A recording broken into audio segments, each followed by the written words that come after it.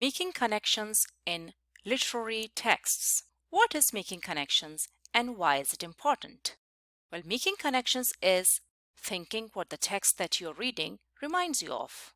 It is important because it helps you better understand the text and make you an independent reader. When you connect with the text, you usually do so in one of three ways. You think about how is the text similar to or different from your life, or another text that you have read before, or the world around you. Let's talk about text to self connections. You make connections between the text and yourself. You ask questions like, what does this remind me of in my life, my family, my friends? What were my feelings when I read this? Have I changed my thinking as a result of reading this? Are there similarities with the experiences I have had, or the places I have visited, or the things I have seen? Next, we have text to text connections. You make connections between the text and another story or text that you have read before. You try to connect big ideas and ask questions like, are there similarities or differences between themes, plots, or characters across texts? Next, let's talk about text to world connections. Connections between the text and something that occurs in the world.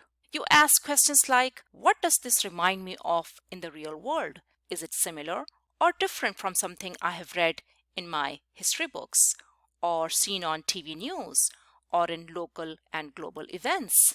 Let's now look at some graphic organizers that we can use to make connections. Here is one. You can use it to make all three types of connections.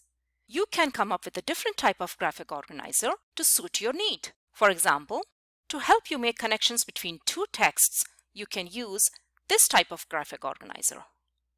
Let's practice using the first type of graphic organizer to make connections in this story. Stop the video to read the story.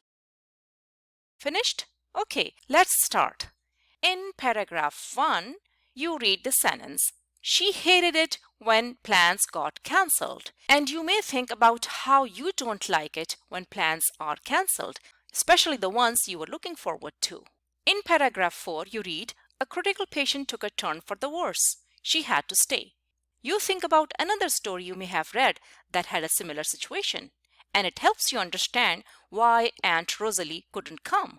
In paragraph 6, you read, Mama and Bella carried him to the car and sped to the vet. It reminds you of a real-world connection that when pets are seriously ill, they need to be seen by the vet immediately. You just made connections to your life, to another story, and to the world around you. Great job!